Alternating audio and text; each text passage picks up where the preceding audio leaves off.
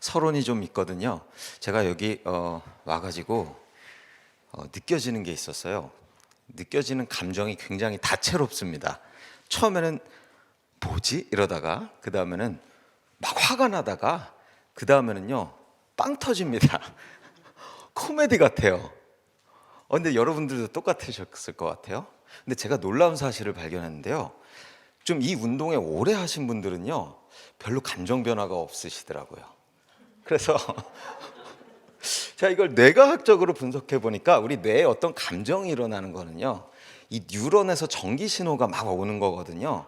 근데 이게 역치라는 게 있어서 이거보다 더 그 전기 신호가 강하지 않으면 이게 활동전이라 그러는데 그게 안 일어납니다. 그래서 반복적 자극이 계속되면은 활동전이가 안 돼요. 그래서 이거는 쉽게 얘기하면 그냥 계속 들으면 그냥 무던해지거든요. 제가 그때 깨달았어요. 저 사람들이 노리는 게 이거다라는 생각이 들었어요.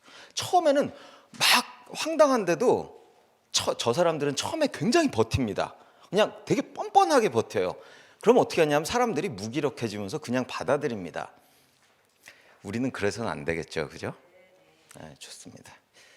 자, 뭐 되게 거창하게 얘기했는데 사실 저는 이거 쓰면서요 좀 자괴감을 느꼈어요. 왜 자괴감을 느꼈냐 하면은 저는 이건 다 알아야 되는 거라고 생각하거든요. 그냥 조금만 생각해보고 양심이 있으면 알아야 되는 거고 이건 굳이 설명할 필요가 없어요. 그래서 제가 내가 이런 거 설명하려고 박사를 땄나? 이거는 그냥 당연한 거 아니야? 이랬는데 요새는 이걸 다 설명을 해야 됩니다. 이 얘기부터 해볼게요. 자, 성경에 동성애 사건이 나온 게 두 군데인데 하나는 창세기고요, 하나는 사사기입니다. 근데 많은 분들이 이게 그냥 동성애 얘기라고 생각하시는데 자세히 한번 보시면 동성애만 있는 게 아니에요. 자, 여기 보시면 똑같이 나오는 게 뭐냐면 이 사람들이 동네 사람들이 모여가지고 끌어내라 이래요. 근데 저는 그게 더 황당하더라고요, 동성애보다. 아니, 세계 어떤 나라에서도 상대의 의사에 반하는 강제적 성적 결합의 시도는 이건 중범죄거든요. 근데 얘네들은 가가지고 끌어내라 이러고 있는 거예요. 그러고 나서 그 밑에를 보니까 더 황당한 게 있는 게 이거를 말리려는 사람들의 선량한 사람들의 도덕 기준도 이상해져요. 내 딸을 말도 못 하겠습니다.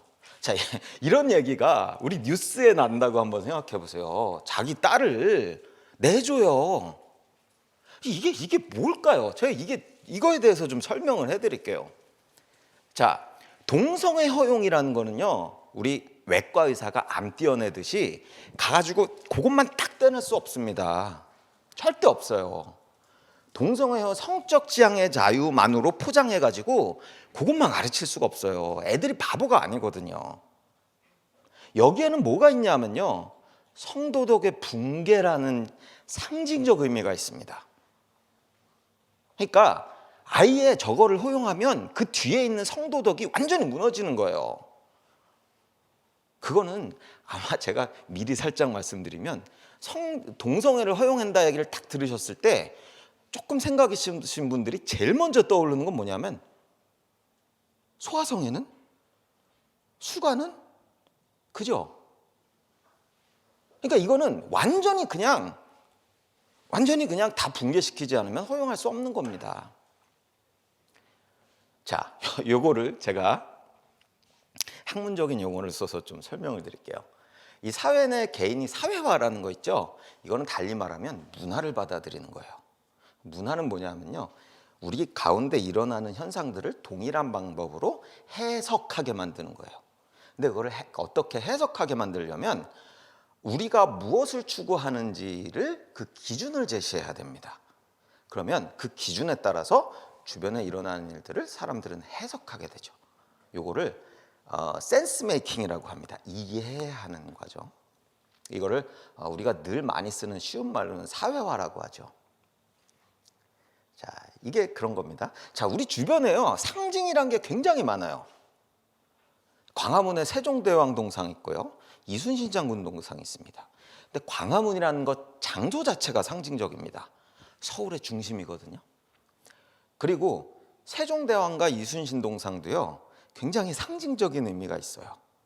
그거를 보는 사람들은요, 세종대왕의 역사를 조금 아는 사람들은 그것이 우리 서울의 중심에 있다는 것을 보고 우리의 중심에 무엇이 있어야 되는가를 알게 됩니다.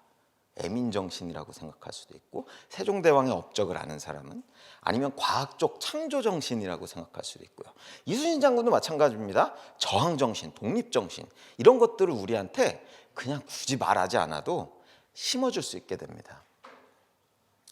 자, 제가 상징에 대해서 이렇게 해봤어요. 누군가 만약에 성적 지향의 자유가 헌법의 자유다 이러면 이렇게 얘기해 주세요.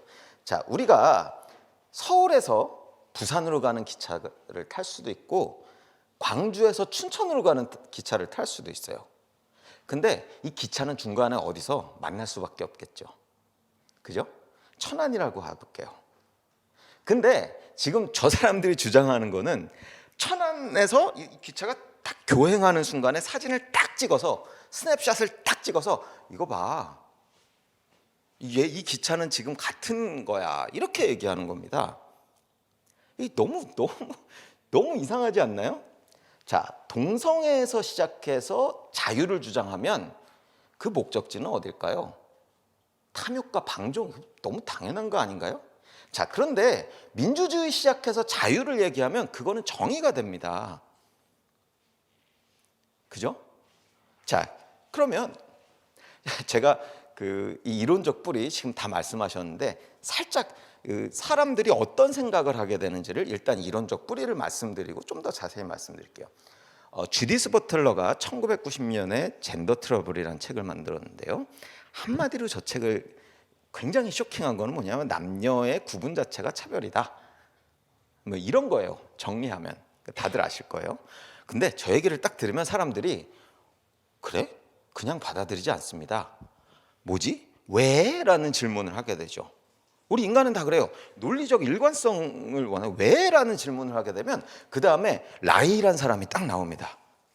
그건 파시즘, 권위주의야 라고 이야기하죠. 사람들이 여기서 끝날까요? 아닙니다. 왜냐하면 지금 우리가 생각하는 가치관하고 가기에는 너무나 좀 이게 잘 안 맞아요. 그러면은 그 다음에 라이하고 연관된, 라이는 사실 프로이트랑 마르크스의 이론을 결합한 거거든요. 그럼 지금 이 주장 있잖아요. 성도덕이 성욕을 억제하고 성욕 억제가 정신병을 유발한다. 이게 논리거든요. 그러니까 성도덕은 결국은 정신병을 유발하는 거예요. 자, 이 논리를 보면 프로이트가 1905년도에 이거 시간도 굉장히 순차적입니다. 1905년도에 생활에 대한 3가지 이론, 이런 책을 써가지고 모든 정신병의 원인은 성욕 억제라 그랬어요. 근데 이 사람이 이 말을 한대요. 오이디푸스 컴플렉스라는 얘기를 했는데 그거 너무 엽기적입니다. 너무 엽기적이에요. 제가 여기서 말은 안 할게요. 한번 찾아보세요. 근데 이 사람이 이런 엽기적인 주장을 하면서 과학적으로 관찰할 수 없게 숨어버렸어요. 왜냐하면 그건 우리의 무의식에 있다 그랬거든요. 우리 무의식에 리비도가 있는데 무의식은요, 기본적으로 과학적인 검증이 불가능합니다. 과학적 검증은요, 제3자가 객관적으로 봐야 되거든요. 그래서 심리학자들은요, 처음에 어떻게 얘기했냐면은 아니야, 행동만 보자. 왜냐하면 심리 상태는 알 수 없으니까. 그런 얘기까지 했었어요. 근데 프로이트는 인간 자신도 모르는 무의식에 대해 그게 있다고 얘기해 버리니까 이건 과학이 될 수 없죠. 철학이죠. 실제로 프로이트는 철학계에서 많이도 인용합니다. 그 사람 자기 세계관이에요. 그래서 이 사람들이 어떻게 과학적으로 한다고 어떻게 하냐면요, 최면수를 씁니다. 좀 이건 약간 유사과학이라고 볼 수 있을 것 같아요. 자, 그리고 칼막스가 성도덕이 왜 성욕을 억제하는 거냐, 이 논리를 제공하는데요. 사실 카를막스가 계급투쟁 이런 얘기 하는데요. 저는 여기에 주목해요. 유물론이에요. 유물론은 원래는 존재론적인 거였거든요. 그러니까 세상에 존재하는 건 맞는데 이 중에 본질은 무엇이고 부차적인 것은 무엇이냐, 이게 원래 유물론인데 이 사람은 유물론을 사회에 대입하다 보니까 이게 인식론이 돼버립니다. 무엇이 진리인가에 대한 질문을 주는 게 돼버려요. 그러니까 이 사람이 한 얘기는 뭐냐면 결국에는 절대 진리는 없다는 거예요. 그걸 끊어버린 겁니다. 절대 진리는 없고 너가 자본가면 시장 경제가 옳다고 믿고, 저는 시장 경제란 말 씁니다. 자본주의란 말 별로 안 좋아해요. 왜냐하면 칼 막스가 만든 얘기거든요. 그러니까 원래 시장 경제는 너무나 자연스러운 질서잖아요. 그러니까 사람들이 옳다고 믿은 거예요. 근데 이 사람이 거기에 자본주의를 이름을 붙이고, 그 사람이 자본주의의 생산 양식이란 거기서 자본주의의 정의를 했는데, 그거 자세히 읽어보세요. 그거 그냥 시장 경제 얘기입니다. 그리고 노동자는 공산주의가 옳다고 여긴다. 여기서 진영 논리가 시작됩니다. 유물론을 믿는 사람은요, 경제적 소유라고 하는 어떤 상징적인 물질이죠. 여기에 따라 이념이 나온다고 믿기 때문에 너는 자본가니까 그렇게 믿고 나는 노동자니까 이렇게 믿을 거야. 이렇게 돼버리는 거예요. 저 사람들은 무슨 말을 해도 너는 그렇게 믿어, 난 이렇게 믿을 거야. 이렇게 진리가 없어요. 자, 이게 문제가 뭐냐면요, 여기까지 들으면 되게 현란해서 조금 그럴듯하다 뭐 이럴 수 있어요. 근데 조금 더 가면 이 당시 이게 되게 쇼킹한 얘기였거든요. 왜냐하면 고대 그리스부터 그리고 석유 기독교 문명, 이 고전 철학은 절대 진리가 있다는 거예요. 원래 필로소피가 뭐냐면 지혜에 대한 사랑이잖아요. 그 지혜는 뭐냐면은 이데아라고 하는 이 땅에서 존재하지 않는 완벽한 이상향을 사랑해서 그것을 알아내고 또 그것을 현실에 구현하려고 하는 노력이거든요. 이건 잠언 1장 7절에 여호와를 경외하는 것이 지혜와 지식의 근본이다라는 거하고 똑같습니다. 왜냐하면 여호와를 경외해야 이데아를 알 수 있으니까요. 근데 이게 왜 이런 말을 했을까요? 어떻게 이렇게 대담한 말을 할 수 있을까요? 조금 더 가볼게요. 니체가 1883년에 자라투스트라는 이렇게 말했다 해서 신은 죽었다 이랬어요. 이거 읽어보시면 이거 소설입니다. 소설. 논증이 아니에요. 그냥 우기는 겁니다. 제가 볼 땐 그래요.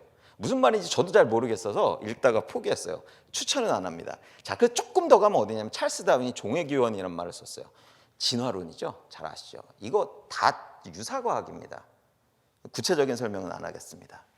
자, 우리가 이 효과를 예측하기 위해서 케이스 두 가지를 한번 해보겠습니다. 동성애 옹호를 전달하는 과정에서 그냥 민주주의라는 틀 안에서 전달하는 거예요. 동성애자의 자유도 존중해야 돼. 자, 그렇게 되면요, 이 아이들이 딱 받으면은 우리 언어는 개념으로 돼 있거든요. 그죠? 자유라는 개념에 초점을 맞추고, 근데 이 개념이란 건 하위 개념과 상위 개념과 다 연관돼 있어요. 그럼 얘가 이 자유가 성적인 자유라는 걸 당연히 알겠죠. 그죠? 자유는 여러 가지가 있는데 성적인 자유에 대해서는 동성애를 인정한다고 이상하게 생각할 거예요. 왜냐하면 다른 자유는 다 제한이 있거든요. 근데 성적인 자유는 왜 이렇게 다 뭐 침해하면 안 되지? 이런 생각을 하겠죠. 이게 언제 피아제의 발달이 일어나냐면 형식적 조작기라 그래서 이 개념을 막 이렇게 돌려가지고 다방면으로 이해할 수 있게 돼요. 그게 12살입니다. 자, 그래서 이 상징적 의미를 이해하게 돼요. 근데 우리가 알아야 되는 게, 이게 남학생 같은 경우, 남자아이 같은 경우에 9세에서 15세 사이에 남성 호르몬이 20배 증가합니다. 그러니까 남성의 호르몬은 성욕에 직접적인 영향을 줘요. 여과장치가 없어요. 여성이랑 달라요. 그래서 이 애들한테 저런 메시지를 전하는 거는요, 정말 감당 못할 일입니다. 자, 제가 정말 충격 먹었어요. 이게 네이버 지식인에 한번 찾아보세요. 동성애 중학생, 동성애 중일, 동성애 중이 이런 거 쳐보시잖아요. 제가 어저께 찾은 거거든요. 실제로 아이들이 중학교 1학년인데 동성애자인가 고민해요. 이게 2022년이에요. 올해 얘기입니다. 이게 2010년부터 조금씩 나오더니 지금 엄청 많아졌어요. 자, 여기 두 번째 얘기 한번 보실까요? 제가 동성애자 같습니다. 근데 뒤에 보면요, 이게 여자인데, 중일 여자인데 6학년인데 중일이 돼요. 근데 여기 보면은 뭐랄까요, 남자도 좋고 잘생기고 막 저도 그런 사람이 좋긴 한데 이쁘게 보였겠다, 이런 생각도 약간 들기. 저게 전형적인 여성의 성욕이 발현되는 양상이거든요. 남성하고 조금 다릅니다. 그래서 얘는 동성애자 아니에요. 얘는 그냥 여성이에요, 전형적인. 근데 얘가 지금 이런 고민을 하고 있어요. 여자 걸그룹이 좋대요. 이상하죠? 여기 보면요, 치마 입는 것도 뭐 나와요. 나 치마 없고 바지가 좋은데, 이게 어떻게 하냐면은 젠더라는 개념에 처음에는 LG에서 시작했어요. 남성 동성애자, 여성 동성애자. 근데 LGBT가 갑자기 붙어요. 이게 굉장히 빨라요. BT가 붙어요. 바이섹슈얼, 트랜스젠더. 그 다음엔 Q가 붙어요. Q는 뭐냐면 퀘스처닝이에요. 모르겠다는 얘기예요. 이게 무슨 얘기냐면 초대하는 거예요. 그러면 얘가 와가지고 근데 그 중에 뭐냐면요. 크로스 드레서가 있어서 내가 여자 옷 입고 싶어. 이것도 동성애자라고 얘기해버려요. 그럼 얘네들은 이런 정체성 혼란을 갖겠죠. 자, 두 번째 빨리 말씀드릴게요. 좌편향된 교수가 성해방이라고 하는 이론에서 얘기하면 아까 얘기한 그거 있죠. 다 받아들입니다. 결국엔 뭐가 있죠? 신은 없다가 나와요. 그죠? 당연히 애들은 그거 받아들여요. 자, 파급 효과 빨리 말씀드릴게요. 첫 번째는 기독교의 쇠퇴입니다. 당연하겠죠. 신이 없는데 누가 기독교를 믿겠습니까? 아이들 그렇게 멍청하지 않고 계속 왜라는 질문을 하면서 결국에는 진화론까지 가게 돼 있어요. 유럽에서 이거는 증명됐죠. 예. 두 번째는 뭐냐면요. 저는 이걸 생각하면서 끔찍했어요. 남자아이들 굉장히 취약합니다. 아까 말씀드렸지 남성의 성욕은 테스토스테론 양에 굉장히 밀접한 영향을 받는데 20배가 뛰어요. 9세부터 9세부터 증가해서 15세까지. 여성은 달라요. 여성은 이 뇌에 두려움을 관장하는 회로가 있답니다. 그래서 그 두려움이 같이 작동하기 때문에 여성의 성욕은 뭔가 안정돼야지만 발현됩니다. 불안하면 절대 발현이 안 돼요. 자, 그런데 자, 남자아이들이 이 페미니즘과 이 동성애에 대해서 받는 굉장히 상충하는 메시지를 저는 발견했어요. 뭐냐면 성욕은 맘대로 충족해도 돼라는 것과 두 번째는 여자는 안 돼. 왜? 여자는 성적 자기결정권이 있으니까. 요새 막 이상한 성추행 사건 나오면 아이들은 무서워해요. 펜스룰이란 말도 있죠. 펜스룰이 펜스룰. 그러면 얘네들은 어떻게 되냐면요. 여자한테 접근하기가 무서워요. 그러면 동일한 정도의 성욕을 보이는 아이들, 남성들 있죠. 이거 제가 너무 과한 상상인가요? 충분히 가능한 얘기입니다. 자, 군에서 군형법을 제거하면 큰일 납니다. 동성애요. 왜일까요? 군에서는요, 미국에서도 민간에 막 동성애 할 때도 don't ask, don't tell. 말하지 마. 동성애에 대해서. 묻지도 마. 이렇게 했어요. 이건 큰일 납니다. 왜냐하면 남자들밖에 없거든요. 저는 동물의 세계에서 동성애가 관찰하는데 그거라고 생각해요. 동물은요, 발정기면 이상행동 보입니다. 그 중에 하나예요. 그리고 무리 생활을 하는 경우 수컷이 모든 암컷을 차지합니다. 그래서 그거를 해소할 수 없는 동물들은 그렇게 될 수밖에 없어요. 그게 동성애의 증거가 자연적이라는 증거가 아니고 동성애를 허용하면 큰일 난다는 증거입니다. 자, 이거 검증해 봐야 되죠. 전 이거 검증해 보고 싶은데 이런 거 검증하려고 하면 큰일 납니다. 왠지는 다 아실 거예요. 분위기상 그래요. 두 번째는요, 사회 전반적 성도덕 수준의 저하인데요. 신체 피해 정도에 따르면 이렇게 분류할 수 있겠죠. 성전환 수술, 남성 동성애, 여성 동성애, 이성애. 자, 그러면 부모 입장에서는요, 가장 낮은 거를 하라 그럴 거예요. 그죠? 이성애, 그보단 여성 동성애, 남성 동성애, 성전환 수술하면 끔찍하겠죠. 그죠? 그러니까 어떻게 해야 되겠어요? 진짜 좀 너무 말하기 싫은 게 아니라 콘돔 챙겨주면서 권장할 수도 있습니다. 네. 그래서 정말 심각한 마음으로, 끔찍한 마음으로 좀 여러 가지 이렇게 제가 한번 상상이지만 그래도 이론적인 근거는 있는 그런 좀 분석을 해봤습니다. 예, 이상입니다.